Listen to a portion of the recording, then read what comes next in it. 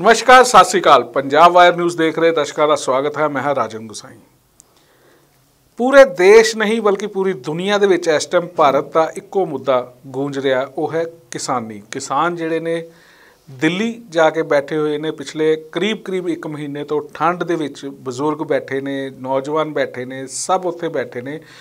लेकिन किते ना किते जिहड़ी वो अपनी मंग नूं लैके बैठे ने और मंगां दे विच जिहड़े 3 खेती कानून जिहड़े जारी किए गए ने उन्हां नूं रद्द करवाउण दी गल कर रहे, जिहदे विच MSP एक प्रमुख मुद्दा है। MSP मिनीमम सपोर्ट प्राइस जिहड़ी सरकार किसानों के नाल वादा करती है कि इस रेट के उत्ते उन्हों की फसल जी है वो चुकी जाएगी। MSP ना सिर्फ कनक ना सिर्फ झोना बल्कि होर कई फसलां ऐसियां ने, चाहे दाल की गल कर लीती जाए, उड़द दालों की गल कर लीती जाए, सरों की गल कर लीती जाए, या होर जिहड़ियां कॉटन जिन्होंने कपाह कहा जाता उसकी गल की जाए, कई तरह दी ऐसियां फसलां जिन्हां दे उत्ते मिनीमम सपोर्ट प्राइस किसानों को दी जाती है। लेकिन अज का मुद्दा मिनीमम सपोर्ट प्राइस नहीं है बल्कि MRP है, मैक्सीमम रिटेल प्राइस।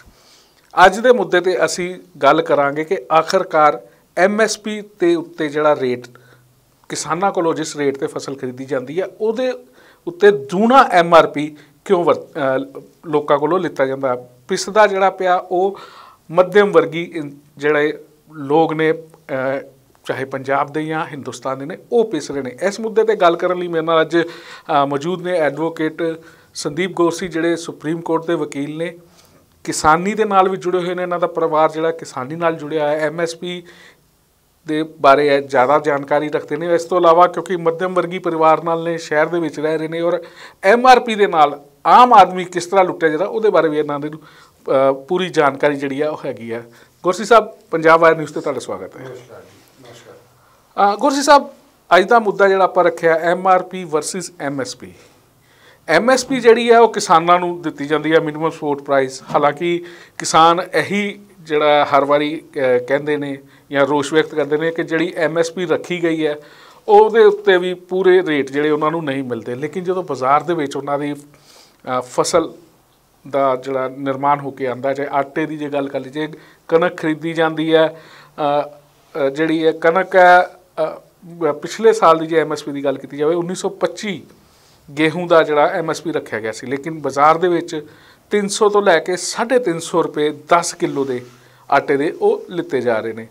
करीब कहा जा सकता कि दूना रेट जिहड़ा वरते रहा। ऐसे यही हाल दालों के विच है। अरहर की दाल कर लीती जाए, मूंगी की कर ली जाए, छोलियां की दाल कर लीती जाए। तुसीं की समझते हो कि ये जिहड़ी लुट है इनू किस तरह रोकया जा सकता है? सरकारां नू की कुछ करना चाहिए ऐसे वास्ते ताकि किसान जिहड़ा अन्नदाता है उन्होंने तो फायदा होवे ही, लेकिन जिहड़ा परचेजर है, जिहड़ा एंड परचेजर है, जिन्हां ने इस उत्पाद का यूज़ करना, उन्होंने भी फायदा हो।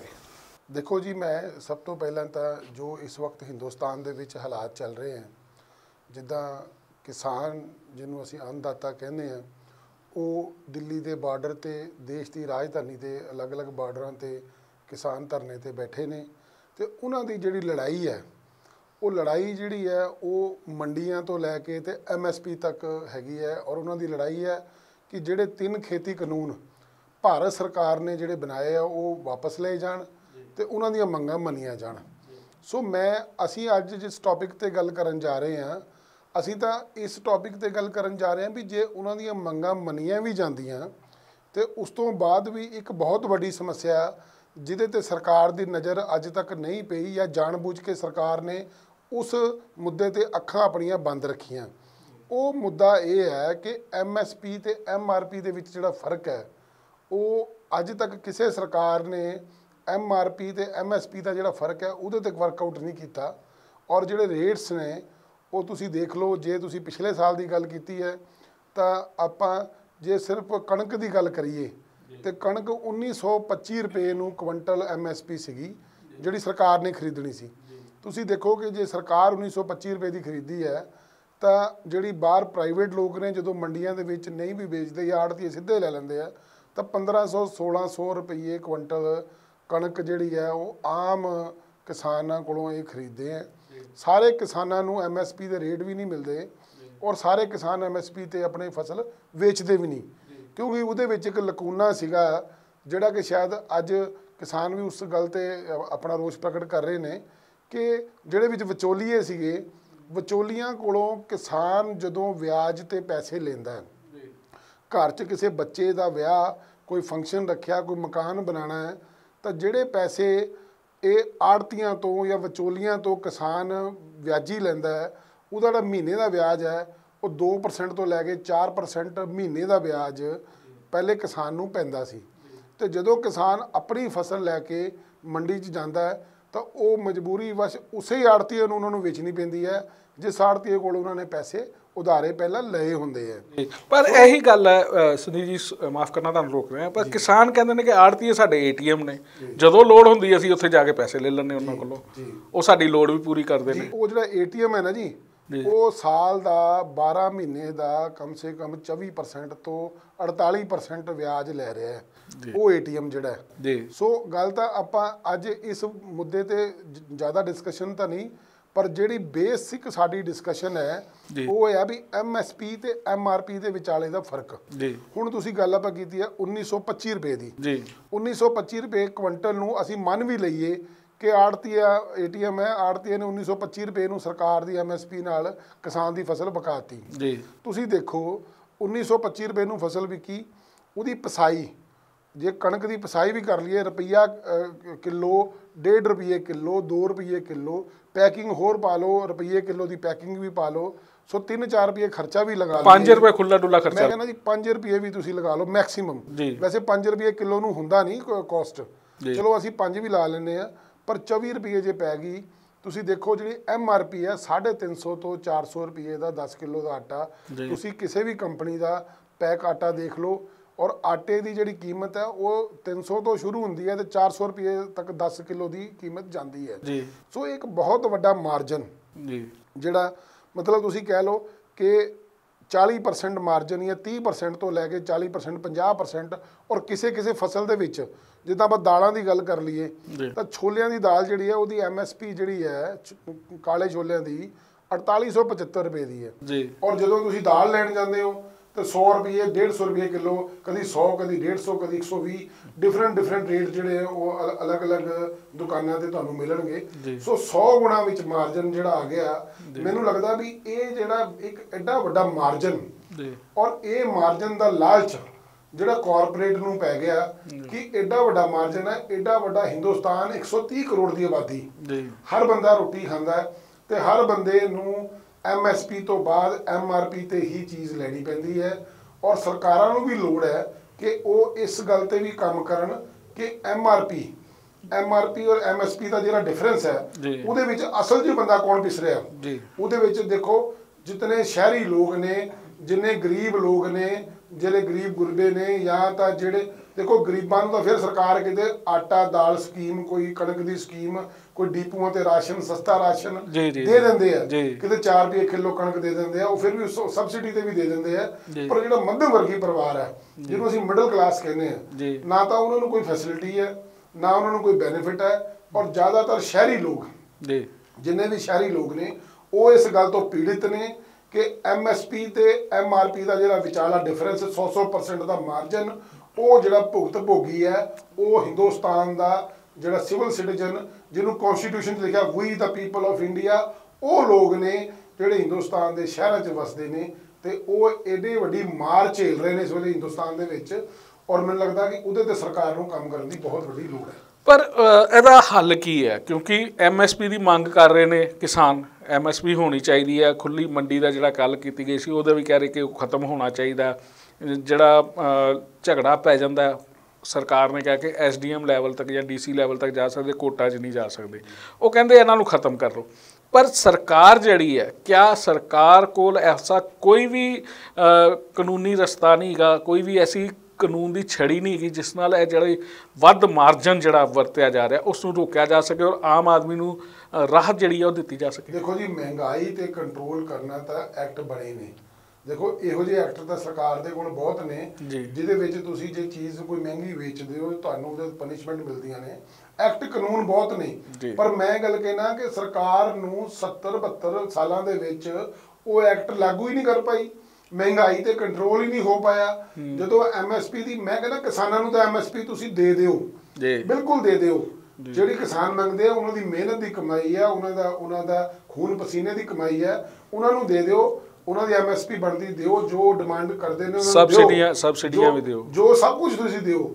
ਪਰ ਉਸ ਨਾਗਰਿਕ ਬਾਰੇ, ਹਿੰਦੁਸਤਾਨ ਦੇ ਮੱਧਮ ਵਰਗੀ ਪਰਿਵਾਰਾਂ ਬਾਰੇ ਵੀ ਸੋਚੋ ਜਿਹੜੇ MRP ਦੇ ਜਿਹੜਾ ਇੱਕ ਐਡਾ ਵੱਡਾ ਜਾਲ ਫੈਲਿਆ ਹੈ 100 ਗੁਣਾ ਮਾਰਜਨ ਤੇ ਜਾ ਕੇ, ਜਿੱਥੇ ਇੱਕ ਆਮ ਮੱਧਮ ਵਰਗੀ ਪਰਿਵਾਰ ਜਿਹੜਾ ਇੱਕ ਘਰ ਦੇ ਵਿੱਚ 4 ਜੀ ਜਿਹੜੇ ਪਾਲਣੇ ਮੁਸ਼ਕਲ ਹੋਏ ਹੈ ਮੱਧਮ ਵਰਗੀ ਪਰਿਵਾਰਾਂ ਵਾਸਤੇ, ਉਹਦੇ ਤੇ ਵੀ ਸਰਕਾਰ ਦਾ ਕੰਟਰੋਲ ਚਾਹੀਦਾ ਹੈ, ਬਹੁਤ ਵੱਡਾ ਕੰਟਰੋਲ ਚਾਹੀਦਾ ਹੈ। ਕਿਉਂਕਿ ਜੇ ਤੁਸੀਂ ਅੱਜ ਅੰਨਦਾਤਾ ਦੀ ਗੱਲ ਸੁਣਦੇ ਹੋ ਤਾਂ ਜਿਹੜਾ ਅੰਨਦਾਤਾ ਦਾ ਕੰਜ਼ਿਊਮਰ ਹੈ, ਐਂਡ ਯੂਜ਼ਰ ਹੈ, ਜਿਹੜਾ ਖਪਤਕਾਰ ਹੈ, ਜਿਹਨੇ ਉਹ ਖਾਣਾ, ਜਿਹੜਾ ਰੋਟੀ ਖਾਂਦਾ ਹੈ, ਉਹ ਦੇਖੋ ਕੋਈ ਵੀ ਹਿੰਦੁਸਤਾਨ ਦਾ ਮੱਧਮ ਵਰਗੀ ਪਰਿਵਾਰ, ਤੁਸੀਂ ਕਿਸੇ ਮੱਧਮ ਵਰਗੀ ਪਰਿਵਾਰ ਨੂੰ ਕੋਈ ਫ੍ਰੀ ਕਣਕ ਨਹੀਂ ਦਿੰਦੇ, ਫ੍ਰੀ ਚੌਲ ਨਹੀਂ ਦਿੰਦੇ, ਫ੍ਰੀ ਦਾਲਾਂ ਨਹੀਂ ਦਿੰਦੇ, ਫ੍ਰੀ ਸਰੋਂ ਨਹੀਂ ਦਿੰਦੇ। ਕਿਸੇ ਤਰ੍ਹਾਂ ਦੀ ਵੀ ਕਿਸਾਨ ਦੀ ਫਸਲ ਜਿਹੜੀ ਹੈ ਉਹ ਮੱਧਮ ਵਰਗੀ ਪਰਿਵਾਰਾਂ ਨੂੰ ਫ੍ਰੀ ਨਹੀਂ ਮਿਲਦੀ। ਔਰ ਫ੍ਰੀ ਨਹੀਂ ਮਿਲਦੀ, ਉਲਟਾ MSP ਤੋਂ ਜਿਹੜਾ MRP ਦਾ ਡਿਫਰੈਂਸ ਹੈ ਉਹ 100 ਗੁਣਾ ਮਾਰਜਨ ਤੇ ਜਿਹੜਾ ਉਹਨਾਂ ਨੂੰ ਖਰੀਦਣੀ ਪੈ ਰਹੀ ਹੈ। ਉਹਨਾਂ ਦੀ ਪੁਕਾਰ ਵੀ ਮੈਂ ਕਹਿੰਦਾ ਭਾਰਤ ਸਰਕਾਰ ਨੂੰ ਸੁਣਨੀ ਚਾਹੀਦੀ ਹੈ। ਔਰ ਬਹੁਤ ਵੱਡੀ ਜਿਹੜੀ ਹੈ ਇਸ ਵਕਤ ਇਹ ਤਰਾਸਦੀ ਹੈ ਹਿੰਦੁਸਤਾਨ ਦੀ। ਜੇ ਅਸੀਂ ਇੱਕ ਤਰਫ ਅੰਨਦਾਤਾ ਦੀ ਗੱਲ ਸੁਣਦੇ ਆ, ਉਹ ਵੀ ਇਸ ਵੇਲੇ ਮਜਬੂਰ ਨੇ, ਉਹ ਵੀ ਧਰਨਿਆਂ ਤੇ ਬੈਠੇ ਨੇ, ਤੇ ਜਿਹੜਾ ਖਪਤਕਾਰ ਹੈ ਜਿਹਨੇ ਅੰਨਦਾਤਾ ਦਾ ਅੰਨ ਖਾਣਾ ਹੈ ਉਸ ਤੋਂ ਹੀ ਵੱਡੀ ਤਰਾਸਦੀ ਉਹ ਜਿਹੜਾ ਖਪਤਕਾਰ ਹੈ ਉਹ ਵੀ ਭੋਗੀ ਹੋ ਗਿਆ। ਉਹਦੀ ਵੀ ਪੁਕਾਰ ਕੋਈ ਨਹੀਂ ਸੁਣ ਰਿਹਾ। ਪਰ ਕਿਆ ਲੱਗਦਾ ਨਹੀਂ ਕਿ ਜਿਵੇਂ MSP ਜਿਹੜੇ 3 ਖੇਤੀ ਕਾਨੂੰਨ ਜਿਹੜੇ ਹੈ ਜਾਰੀ ਕੀਤੇ ਗਏ, ਕੇਂਦਰ ਸਰਕਾਰ ਖੇਤੀ ਕਾਨੂੰਨ ਜਾਰੀ ਕਰਨ ਤੋਂ ਇਲਾਵਾ ਕਾਰਪੋਰੇਟ ਘਰਾਣਿਆਂ ਨੂੰ ਜੇ ਉਹਨਾਂ ਦੇ ਐਕਟ ਜਿਹੜੀ ਹੈ ਜਾਂ ਕਾਨੂੰਨ ਬਣਾਉਂਦੀ ਕਿ ਅਸੀਂ ਕਿਸਾਨਾਂ ਕੋਲੋਂ ਫਸਲ ਖਰੀਦਾਂਗੇ MSP ਤੇ, ਤੁਸੀਂ ਸਾਨੂੰ MSP ਤੋਂ 2 ਰੁਪਏ ਜਾਂ 1 ਰੁਪਏ ਵੱਧ ਖਰੀਦੋ ਸਾਡੇ ਕੋਲੋਂ, ਮਜਬੂਰ ਉਹਨਾਂ ਨੂੰ ਕਿਹਾ ਜਾਵੇ ਕਿ ਸਾਡੇ ਕੋਲੋਂ ਖਰੀਦੋ, ਕਾਨੂੰਨ ਬਣਾਇਆ ਜਾਵੇ।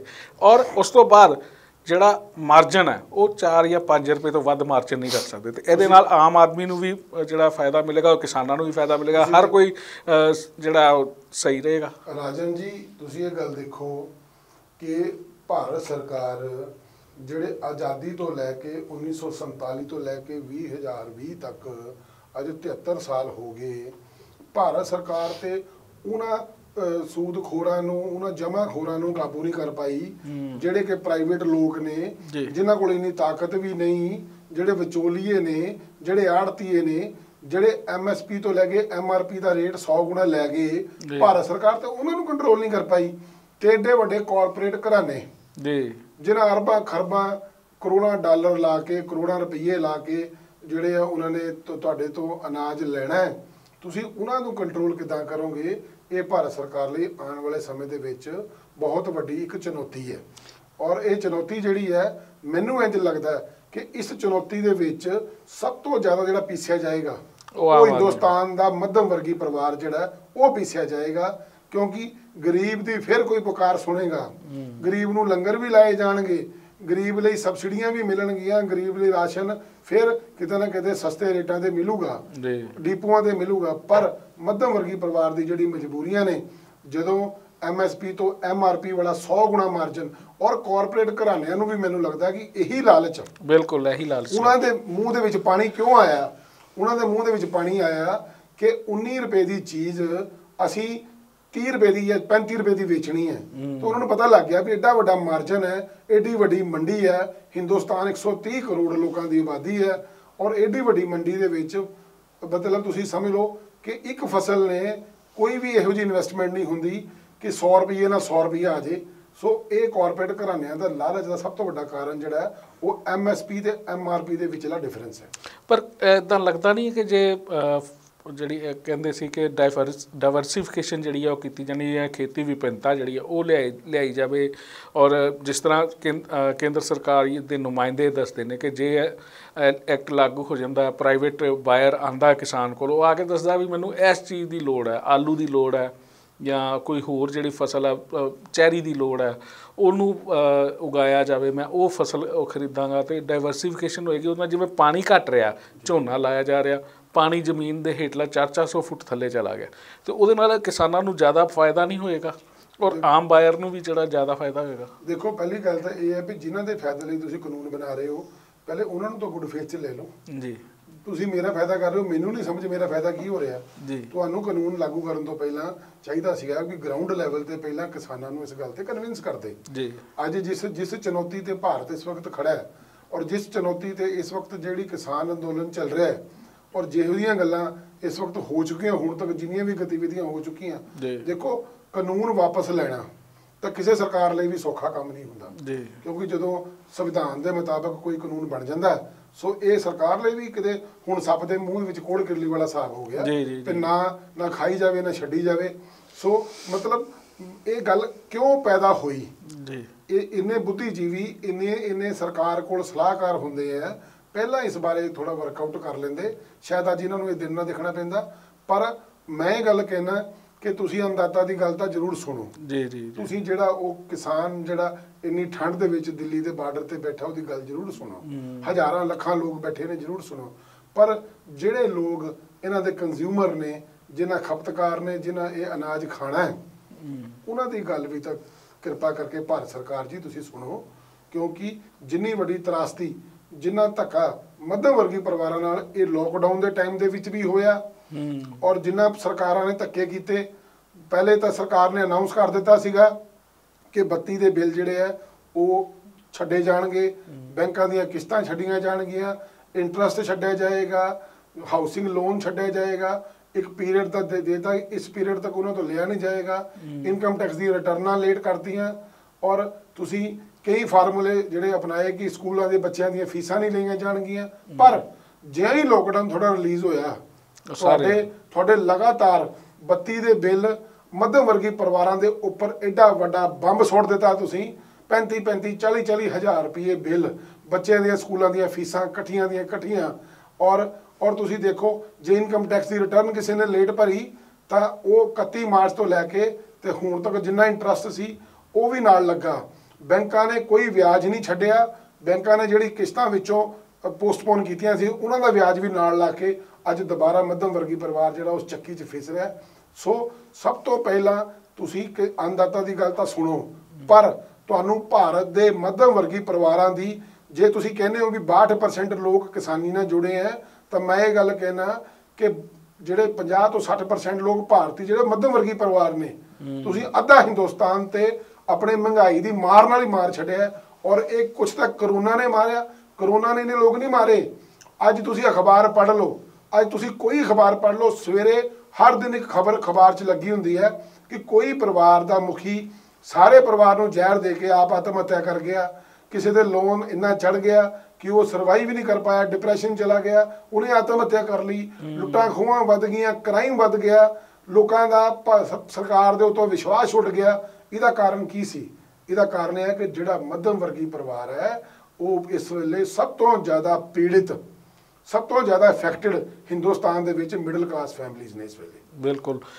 ਪਰ ਇਹਦਾ ਅਸਲ ਹੱਲ ਕੀ ਹੈ? ਫਿਰ ਉਹੀ ਗੱਲ ਆ ਗਈ ਹੈ ਕਿ ਅਸਲ ਹੱਲ ਕੀ ਹੈ? ਕਿਆ ਸਰਕਾਰ ਨੂੰ ਖੁਦ ਖਰੀਦ ਕੇ ਖੁਦ ਆਪ ਹੀ ਵੇਚਣਾ ਚਾਹੀਦਾ, ਆਪ ਹੀ ਆਪਣੇ ਮੈਨੂਫੈਕਚਰਿੰਗ ਫੈਕਟਰੀਆਂ ਜਿਹੜੀਆਂ ਲਗਾਈਆਂ ਜਾਣੀਆਂ? ਹਾਲਾਂਕਿ ਸਰਕਾਰ ਆਪਣੇ ਉਪਕਰਮ ਜਿਹੜੇ ਆ ਉਹ ਪ੍ਰਾਈਵੇਟ ਹੱਥਾਂ ਦੇ ਵਿੱਚ ਦੇ ਰਹੀ ਹੈ, ਪਰ ਕਿਆ ਸਰਕਾਰ ਖੁਦ ਨਹੀਂ ਇਸ ਨੂੰ ਖਰੀਦ ਕੇ ਆਪ ਹੀ ਡਿਸਟ੍ਰੀਬਿਊਸ਼ਨ ਕਰੇ, ਸਹੀ ਰੇਟ 'ਚ ਮਾਰਕੀਟਿੰਗ ਜਿਹੜੀ ਹੈ ਉਹ ਆਪ ਕਰੇ? ਡਿਪਾਰਟਮੈਂਟ ਇਹਨਾਂ ਦੇ ਜਿਹੜੇ ਮਾਰਕੀਟਿੰਗ ਡਿਪਾਰਟਮੈਂਟ ਹੈ ਕਿ ਸਰਕਾਰ ਪਹਿਲਾਂ ਵੀ ਖਰੀਦ ਖੁਦ ਕਰ ਰਹੀ ਸੀ ਜੀ। MSP ਹੈ ਜਿਹੜੀ ਸੀਗੀ ਉਹ ਪਹਿਲਾਂ ਸਰਕਾਰ ਖਰੀਦ ਕਰਦੀ ਆ, ਮੰਡੀਆਂ 'ਚੋਂ ਖਰੀਦ ਪਹਿਲਾਂ ਹੁੰਦੀ ਪਈ ਸੀਗੀ। ਔਰ ਪਹਿਲਾਂ ਵੀ FCI, ਮਾਰਕਫੈਡ ਜਾਂ ਸਰਕਾਰ ਦੀਆਂ ਹੋਰ ਬੜੀਆਂ ਏਜੰਸੀਆਂ, ਪਨਸਪ ਹੋ ਗਈ, ਇਹ ਮੰਡੀਆਂ ਤੋਂ ਅਨਾਜ ਖਰੀਦਦੇ ਹੈ। ਪਰ ਪ੍ਰੋਬਲਮ ਕਿੱਥੇ ਸੀ? ਕਿਉਂ ਮੈਨੂੰ ਲੱਗਦਾ ਕਿ ਬੁੱਧੀਜੀਵੀਆਂ ਨੂੰ ਲੱਗਿਆ ਹੋਊਗਾ ਜਾਂ ਖੇਤੀ ਵਿਗਿਆਨਿਕਾਂ ਨੂੰ ਲੱਗਾ ਹੋਊਗਾ, ਐਕਸਪਰਟਸ ਨੂੰ ਲੱਗਿਆ ਹੋਊਗਾ ਵੀ ਇਹ ਕਾਨੂੰਨ ਲਿਆਉਣ ਦੀ ਲੋੜ ਹੈ। ਕਿਉਂਕਿ ਤੁਸੀਂ ਮੇਰੇ ਨਾਲ ਚੱਲ ਪਓ ਕਿਤੇ ਬਾਰਡਰ ਏਰੀਏ ਦੇ ਵਿੱਚ ਜਾਂ ਕਿਤੇ ਪਿੰਡਾਂ 'ਚ ਚੱਲ ਪਓ, ਤੁਹਾਨੂੰ FCI ਦੇ ਗੋਦਾਮ ਤੁਸੀਂ ਆਪਣੀ ਅੱਖਾਂ ਨਾਲ ਦੇਖ ਲਓ, ਤਰਪਾਲਾਂ ਪਾ ਕੇ ਲੱਖਾਂ ਟਨ ਅਨਾਜ FCI ਨੇ ਖੁੱਲ੍ਹੇ ਗੋਦਾਮਾਂ 'ਚ ਰੱਖਿਆ ਹੁੰਦਾ। ਔਰ ਹਰ ਸਾਲ ਕਰੋੜਾਂ ਟਨ, 35 ਕਰੋੜ ਜਿਹੜਾ ਟਨ ਅਨਾਜ ਹੈ ਉਹ ਇੱਕ ਫਸਲ ਪੰਜਾਬ 'ਚੋਂ ਨਿਕਲਦੀ ਹੈ ਹਰ 6ਵੇਂ ਮਹੀਨੇ, 35 ਕਰੋੜ ਟਨ। ਤੇ 35 ਕਰੋੜ ਦੇ ਵਿੱਚੋਂ 15 ਕਰੋੜ ਟਨ ਅਨਾਜ ਜਿਹੜਾ ਹੈ ਉਹ ਹਰ ਸਾਲ ਜਾਂ ਤਾਂ ਸਰਕਾਰੀ ਖਾਤਿਆਂ 'ਚ ਚੂਹੇ ਖਾ ਜਾਂਦੇ ਆ, ਜਾਂ ਤੋਤੇ ਖਾ ਜਾਂਦੇ ਆ, ਤੇ ਜਾਂ ਬਾਰਿਸ਼ ਨਾਲ ਜਾਂ ਮੌਸਮ ਦੀ ਮਾਰ ਨਾਲ ਅਨਾਜ ਖਰਾਬ ਹੋ ਜਾਂਦਾ ਹੈ। ਸੋ ਤੁਸੀਂ ਇਹ ਗੱਲ ਸਮਝ ਲਓ ਕਿ ਸਾਲ ਦੇ ਵਿੱਚ ਜੇ 10 ਕਰੋੜ ਟਨ ਐਵਰੇਜ ਅਨਾਜ ਇੱਕ ਫਸਲ ਜੇ ਖਰਾਬ ਹੋ ਰਹੀ ਹੈ ਤਾਂ ਕਿੱਡਾ ਵੱਡਾ ਨੁਕਸਾਨ ਧਰਤੀ ਦਾ ਵੀ ਹੋ ਰਿਹਾ, ਧਰਤੀ ਦੇ ਪਾਣੀ ਦਾ ਵੀ ਹੋ ਰਿਹਾ, ਲੋਕਾਂ ਦਾ ਵੀ ਹੋ ਰਿਹਾ, ਸਰਕਾਰ ਦਾ ਵੀ ਹੋ ਰਿਹਾ। ਸੋ ਗੱਲ ਇਹ ਹੈ, ਐਡੀ ਵੱਡੀ ਵੇਸਟੇਜ, ਇੰਨੀ ਜ਼ਿਆਦਾ ਜਿਹੜੀ ਉਹਨਾਂ ਨੇ, ਤੁਸੀਂ ਕਹ ਲਓ ਕਰਪਸ਼ਨ ਨੂੰ, ਜਾਂ ਜੇ ਇੱਕ ਹੋਰ ਗੱਲ ਹੈ, ਤੋਤੇ ਨਹੀਂ ਵੀ ਖਾਂਦੇ, ਚੂਹੇ ਨਹੀਂ ਵੀ ਖਾਂਦੇ, ਬਰਸਾਤ ਦੀ ਮਾਰ ਨਹੀਂ ਵੀ ਪੈਂਦੀ, ਧੁੱਪ ਦੀ ਮਾਰ ਨਹੀਂ ਵੀ ਪੈਂਦੀ, ਫਿਰ ਵੀ ਅਫਸਰ ਜਿਹੜੇ ਨੇ ਉਹ ਚੋਰੀ ਕਰਾ ਦਿੰਦੇ ਆ, ਉਹ 'ਚ ਹੇਰਾ ਫੇਰੀ ਹੋ ਜਾਂਦੀ ਹੈ, ਭ੍ਰਿਸ਼ਟਾਚਾਰ ਹੋ ਜਾਂਦਾ। ਔਰ ਤੁਸੀਂ ਦੇਖੋ ਇੱਥੋਂ ਟਰੱਕਾਂ ਦੇ ਟਰੱਕ ਚੋਰੀ, FCI ਦੇ ਗੋਦਾਮਾਂ 'ਚੋਂ ਅਨਾਜ ਚੋਰੀ ਹੋ ਜਾਂਦਾ, FIR ਦਰਜ ਹੁੰਦੀਆਂ। ਉਹ ਅਨਾਜ ਕਿੱਥੇ ਜਾਂਦਾ? ਉਹ ਮਾਰਕੀਟ 'ਚ ਆਉਂਦਾ, ਉਹ ਵਿਕਦਾ, ਪਰ ਸਰਕਾਰ ਨੂੰ ਹਰ ਸਾਲ ਇਸੇ ਅਨਾਜ ਤੇ ਲੱਖਾਂ ਕਰੋੜਾਂ ਰੁਪਈਆਂ ਦਾ ਚੂਨਾ ਵੀ ਲੱਗਦਾ ਜੀ। ਸੋ ਇੱਕ ਇਹ ਵੀ ਬੜੀ ਵੱਡੀ ਮਾਰ ਸੀਗੀ। ਮੈਨੂੰ ਲੱਗਦਾ ਕਿ ਸ਼ਾਇਦ ਸਰਕਾਰ ਦਾ ਉਪਰਾਲਾ ਇਸ ਕਰਕੇ ਹੋਇਆ ਹੋਊਗਾ ਕਿ ਕਾਨੂੰਨ ਬਣਾ ਲਏ ਜਾਣ ਕਿ ਜਿਹੜਾ ਅਨਾਜ ਆ ਉਹ ਪ੍ਰੋਪਰ ਸਟੋਰੇਜ ਹੋ ਜੇ। ਸਰਕਾਰ ਕੋਲ ਤੇ ਅੱਜ ਤੱਕ ਪ੍ਰੋਪਰ ਸਟੋਰੇਜ ਦੀ ਬੰਦੋਬਸਤ ਹੀ ਨਹੀਂ ਹੈਗਾ। ਬਿਲਕੁਲ ਜਿੰਨਾ ਅਨਾਜ ਪੈਦਾ ਕਰਦਾ ਪੰਜਾਬ ਕੱਲਾ, ਇਹ ਪੂਰਾ ਭਾਰਤ ਨਹੀਂ ਸਾਂਭ ਸਕਦੇ। ਜਿੱਥੇ ਮਰਜ਼ੀ ਗੋਦਾਮ ਬਣਾ ਲੈਣ, ਪੂਰੇ ਭਾਰਤ ਕੋਲੇ ਅਨਾਜ ਨਹੀਂ ਸਾਂਭਿਆ ਜਾਂਦਾ। 35 ਕਰੋੜ ਟਨ ਇੱਕ ਫਸਲ। ਤੁਸੀਂ ਦੇਖੋ ਝੋਨਾ ਆਂਦਾ, ਫਿਰ ਕਣਕ ਆਂਦੀ, ਤਾਂ ਇਹ ਹਰ ਸਾਲ 70 ਤੋਂ 80-90 ਕਰੋੜ ਟਨ ਅਨਾਜ ਜਿਹੜਾ ਹੈ ਉਹ ਆ ਜਾਂਦਾ, ਪਰ ਸਰਕਾਰ ਕੋਲੋਂ ਉਹਦਾ ਸਾਂਭਣ ਦਾ ਕੋਈ ਜ਼ਰੀਆ ਹੈ ਨਹੀਂ। ਸੋ ਐਡੀ ਵੱਡੀ ਹੇਰਾਫੇਰੀ ਪਹਿਲਾਂ ਚੱਲਦੀ ਸੀ। ਤੁਸੀਂ ਕਹਿੰਦੇ ਹੋ ਵੀ ਕੀ ਸਰਕਾਰ ਐਡੀ ਵੱਡੀ ਹੇਰਾਫੇਰੀ ਨੂੰ ਰੋਕਣ ਲਈ ਕਿਹਾ ਜਾ ਸਕਦਾ, ਚੋਰਾਂ ਨੂੰ ਰੋਕਣ ਲਈ ਡਾਕੂਆਂ ਨਾਲ ਸਾਥ ਬਣਾ ਲਈਏ? ਮੈਨੂੰ ਦੇਖੋ ਜੀ, ਮੈਂ ਇਸ ਗੱਲ ਦਾ ਵਕਾਲਤ ਨਹੀਂ ਕਰਦਾ ਕਿ ਚੋਰਾਂ ਨੂੰ ਰੋਕਣ ਲਈ ਡਾਕੂਆਂ ਨੂੰ ਦੇਤਾ ਜਾਵੇ, ਮੈਂ ਵਕਾਲਤ ਨਹੀਂ ਕਰਦਾ, ਪਰ ਮੈਂ ਤੁਹਾਨੂੰ ਇੱਕ ਵਾਸਤਵਿਕ ਸਥਿਤੀ ਤੋਂ ਜਾਣੂ ਕਰਵਾਇਆ। ਹੁਣ ਉਹਦਾ ਹੱਲ ਦੇਖੋ, ਮੈਂ ਪ੍ਰਧਾਨ ਮੰਤਰੀ ਹੋਵਾਂ ਤਾਂ ਮੈਂ ਕੋਈ ਹੋਰ ਹੱਲ ਕੱਢਾਂ, ਪਰ ਜਿਹੜਾ ਉਹਦਾ ਹੱਲ ਹੈ ਉਹ ਕੱਢਣਾ ਸਰਕਾਰ ਲਈ ਸਭ ਤੋਂ ਜ਼ਿਆਦਾ ਜ਼ਰੂਰੀ ਇਸ ਵੇਲੇ ਹੈ। ਕਿਉਂਕਿ ਮੈਂ ਬਾਰ-ਬਾਰ ਇੱਕੋ ਹੀ ਗੱਲ ਕਰ ਰਿਹਾ, ਬਾਰ-ਬਾਰ ਮੈਂ ਤੁਹਾਨੂੰ, ਤੁਹਾਡੇ ਦਰਸ਼ਕਾਂ ਨੂੰ ਇੱਕ ਗੱਲ ਦੱਸਣਾ ਚਾਹੁੰਦਾ, ਔਰ ਤੁਹਾਡੇ ਦਰਸ਼ਕ ਵੀ ਇਸ ਗੱਲ ਨੂੰ ਐਪਰੀਸ਼ੀਏਟ ਕਰਨਗੇ ਕਿ ਸਭ ਤੋਂ ਜ਼ਿਆਦਾ ਪੀੜਿਤ ਅੱਜ ਦੀ ਡੇਟ ਦੇ ਵਿੱਚ ਮੱਧਮ ਵਰਗੀ ਪਰਿਵਾਰ ਹੈ। ਪਰ ਕਿਆ ਇਹਦਾ ਹੱਲ ਹੈ ਨਹੀਂਗਾ ਕਿ ਜੇ ਉਹ 1925 ਰੁਪਏ ਦੇ ਹਿਸਾਬ ਨਾਲ, ਕੁਇੰਟਲ ਦੇ ਹਿਸਾਬ ਨਾਲ ਕਣਕ ਖਰੀਦਦੇ ਆ, ਸਰਕਾਰ ਖਰੀਦਦੀ ਹੈ, ਤੇ 2200 ਰੁਪਏ ਦੇ ਹਿਸਾਬ ਨਾਲ ਆਮ ਜਨਤਾ ਵਾਸਤੇ ਖੋਲ ਦੇਵੇ, ਆਮ ਜਨਤਾ ਆਪ ਲਵੇ, ਖਰੀਦੇ, ਆਪ ਪਸਾਵੇ, ਤੇ ਆਪ 25 ਰੁਪਏ ਦੇ ਹਿਸਾਬ ਨਾਲ ਉਹਨਾਂ ਨੂੰ ਪਊਗੀ। ਇਹ ਗੱਲ ਹੈ ਕਿ ਸਰਕਾਰ ਨੂੰ, ਮੈਨੂੰ ਲੱਗਦਾ ਹੈ ਕਿ ਇੱਕ ਐਕਟ ਨਵਾਂ ਬਣਾਉਣਾ ਚਾਹੀਦਾ ਜੀ। ਉਹ ਇਹ ਐਕਟ ਬਣਾਉਣਾ ਚਾਹੀਦਾ ਕਿ ਭਾਵੇਂ ਫਸਲ ਕਾਰਪੋਰੇਟ ਲਵੇ, ਭਾਵੇਂ ਕੋਈ ਪ੍ਰਾਈਵੇਟ ਬੰਦਾ ਲਵੇ, ਤੇ ਭਾਵੇਂ ਕੋਈ ਵੀ ਵਿੱਚ ਬਿਜ਼ਨਸਮੈਨ ਫਸਲ ਨੂੰ ਲਵੇ, ਜਿਹੜੀ ਫਸਲ ਦੀ MSP ਹੈ ਉਹਦੇ ਉੱਪਰ ਕਿੰਨੇ % ਮਾਰਜਨ ਤੋਂ ਵੱਧ ਉਹ ਵੇਚ ਨਹੀਂ ਸਕਦਾ, ਇਹਦੀ ਇੱਕ ਲਿਮਿਟ ਉਹਨਾਂ ਨੂੰ ਡਿਸਕ੍ਰਾਈਬ ਕਰਨੀ ਚਾਹੀਦੀ ਹੈ। ਬਿਲਕੁਲ। ਜੇ ਉਹ ਲਿਮਿਟ ਡਿਸਕ੍ਰਾਈਬ ਨਹੀਂ ਕਰਨਗੇ ਤਾਂ ਮੈਂ ਤੁਹਾਨੂੰ ਇਹ ਗੱਲ ਗਰੰਟੀ ਨਾਲ ਕਹਿਣਾ ਕਿ ਬਹੁਤ ਜਲਦ, ਅੱਜ ਨਹੀਂ, ਸਾਲ ਨਹੀਂ, 2 ਸਾਲਾਂ ਨੂੰ ਨਹੀਂ, ਹਿੰਦੁਸਤਾਨ ਦੇ ਵਿੱਚ ਵੀ ਮਿਸਰ ਵਾਲੀ ਕ੍ਰਾਂਤੀ ਆਊਗੀ, ਸਰਕਾਰਾਂ ਦੇ ਤਖਤੇ ਪਲਟ ਜਾਣਗੇ। ਔਰ ਮੈਨੂੰ ਲੱਗਦਾ ਕਿ ਲੋਕਤੰਤਰ ਨੂੰ ਸਭ ਤੋਂ ਵੱਡਾ ਖਤਰਾ ਜਿਹੜਾ ਉਹ ਇਸੇ ਹਿੰਦੁਸਤਾਨ ਦੇ ਮੱਧ ਵਰਗੀ ਲੋਕਾਂ ਤੋਂ ਆਏਗਾ। ਬਿਲਕੁਲ। ਤਾਂ ਇਸ ਸਨ ਸਾਡੇ ਨਾਲ ਐਡਵੋਕੇਟ ਸੰਦੀਪ ਗੌਰ ਸੀ। ਤੁਹਾਨੂੰ ਇਹਨਾਂ ਨਾਲ ਸਾਡੀ ਗੱਲ ਕਿਸ ਤਰ੍ਹਾਂ ਦੀ ਲੱਗੀ, ਇਸ ਬਾਰੇ ਸਾਡੇ Facebook ਪੇਜ, YouTube ਔਰ Twitter ਤੇ ਆਪਣੀ ਰਾਏ ਜ਼ਰੂਰ ਦੇਣਾ। ਧੰਨਵਾਦ। ਨਮਸਕਾਰ। ਖਬਰਾਂ ਨਾਲ ਜੁੜੇ ਰਹੋ ਦਿਨ ਰਾਤ ਸਿਰਫ ਪੰਜਾਬ ਵਾਇਰ ਨਿਊਜ਼ ਦੇ ਨਾਲ।